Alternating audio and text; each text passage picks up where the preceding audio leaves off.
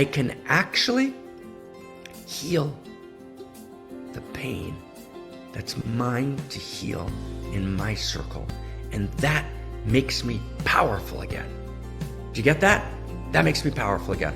All of a sudden I'm powerful again.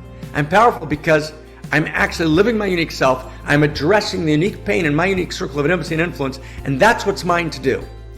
And when I do that, and I experience my power again, my heart opens again, and I can feel more than I ever did. And when I feel more than I ever did, it actually fills me up with even more power and expands my potency, and I can heal wider and wider circles.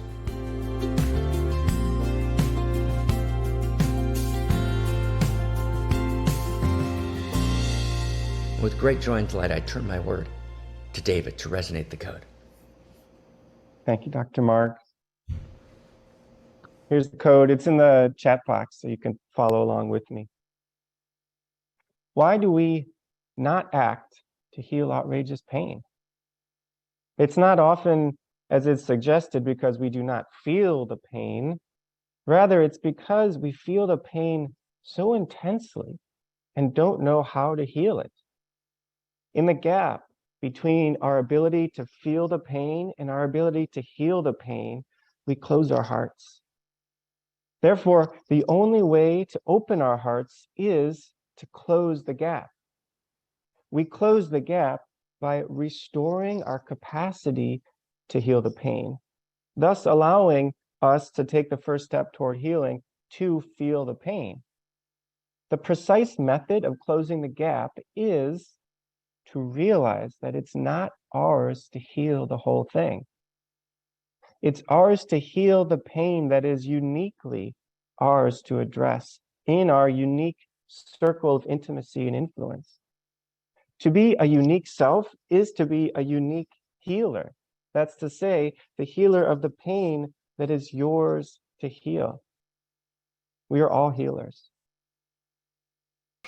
So let's look at our code. Let's do our evolutionary sense making. Let's do it like we've never done it before. And maybe somebody could, if you're up for it, to put our code there again that David resonated so beautifully. Right? So why do we not heal outrageous pain? So let's go through 10 steps. Here we go. Are we ready, everybody? Let's go through these 10 steps. Let's see if we can get this like really, really, really clear. So the first step is, right? The first step is we live in a world of outrageous pain. The only response to outrageous pain is outrageous love. That's step one. And I'm recapitulating here. So I'm gonna start from the beginning. I'm gonna just go through it just very simply, very gently in 6 or 7 minutes. We can see all 10 pieces in there. They're stunningly beautiful. Okay? So we begin. We live in a world of outrageous pain. We don't deny the pain. We don't explain the pain away. We don't say the pain's an illusion. We don't say the pain is a result of some sin we've done for which we deserve punishment. We don't do the new age version of that when we say we attracted the pain into our life. We actually stand before outrageous pain, and we don't try and give answers. Right? You can't answer the pain. There are questions that don't have an answer. So therefore we say we live in a world of outrageous pain. We say the only response to outrageous pain is outrageous love. It's not an answer that nullifies the question, it's a response. We respond to outrageous pain by protesting. We protest because we know we live in a field of outrageous love, so pain is a violation of outrageous love. And we respond with outrageous love by moving to heal the pain, by moving to transmute the pain, to transform the pain. We are unique incarnations. We are lived as love. We are outrageous love in action, right? We are evolution, and evolution is love in action. We are unique incarnations of evolution, so we are unique incarnations of love and action individually and together as unique self-symphony. Okay. What does an outrageous love word mean? What does that word mean? By outrageous love, we mean not ordinary love, but love which is the heart of existence itself. Ordinary love is the sense that love is a mere human creation. It's a mere human contrivance. Right? It's a social construction of reality. We're saying, no, love is not mere human sentiment. Love is the heart of existence itself. And so who are we? We're unique incarnations of outrageous love. That's what it means to be a unique self. So what does an outrageous lover do? What does an outrageous lover do? So first we started with, we live in a world of outrageous pain, the only response is outrageous love. We live in a world of outrageous pain, the only response is outrageous love. 1. 2, we made the distinction between ordinary love and outrageous love. 3, we ask, what does an outrageous lover do? An outrageous lover is lived as love. And what does it mean to be lived as love? It means the outrageous lover commits outrageous acts of love. Right? That's our great crime. We're committing the crime of outrageous love. And I'm calling it a crime because it's breaking, it's outrageous. It breaks the boundaries of the proprieties of ego, of not giving too much, of being closed, right? Of giving of my heart, but not of my funds, because those are only for me, right? You know who a person really is. You know who a person is by who they are when they're scared, by who they are in sexing, and by who they are with their money. Those are the 3 ways you know a person, right? So my money's not mine, right? I give my money, and I pour funds. I've done that my whole life, right? It's all we need. You got to pour funds, right, into your holy circle, right? The notion that there's actually just individual people and everyone should do, self-commodify and get a particular job in a particular way and function, right, in that self-commodified world is not exactly right. We need to move in the world as bands of outrageous lovers, and in those bands, we all have different roles. We all have to give everything. And for some people, right, commodifying and monetizing works well, and for other people, it doesn't. So we have to move down the field and take care of each other in 1,000 ways together, right? So to commit outrageous acts of love, those are our crimes of outrageous love because they're outrageous. They break the boundary of the conventional, of what's conventionally acceptable in the myth of separation. And I become an outrageous lover. I'm filled with that sense of outrage against contraction, right? And outrageous joy, right? So we commit our outrageous acts of love, right? 4, which outrageous acts of love should we commit? That's our question.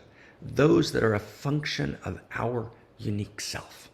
And every person is a unique incarnation of outrageous love, and every person has unique, outrageous acts of love to commit. So I commit the outrageous acts of love that are a function of my unique self. And which ones are those? Right, number 5.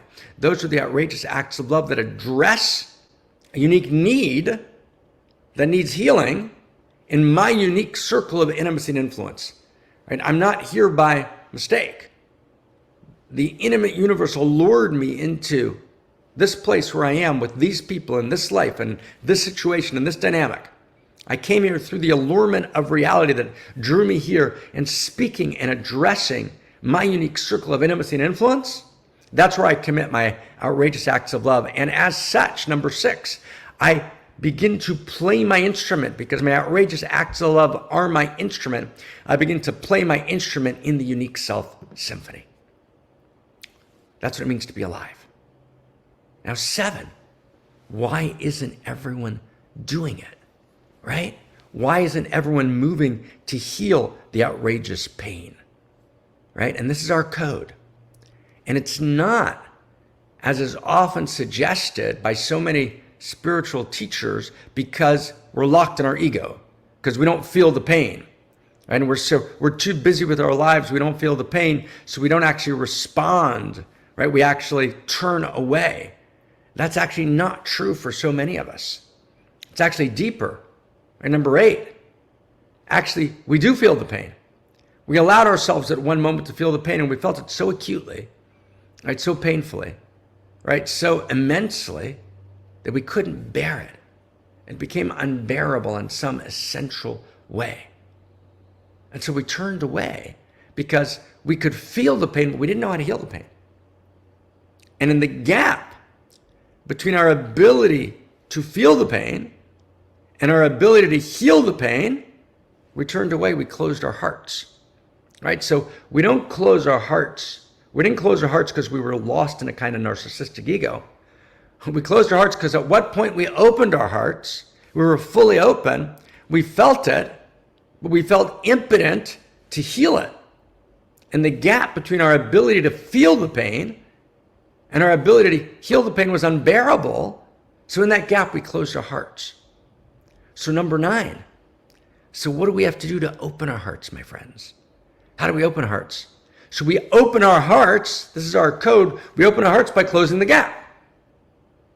We close the gap between our ability to feel the pain and our ability to heal the pain, right? And what number are we at? What number was that, friends? What number? Anybody got a number? What number was that? That was 9, okay? So now number 10, how do we close that gap? We close that gap by giving up the narcissistic delusion of the ego that I myself can or must heal the whole thing. It's not mine to heal the whole thing. It's mine to feel the whole thing. What's mine to heal is the unique need that can be personally addressed by my capacities and my gifts in my unique circle of intimacy and influence.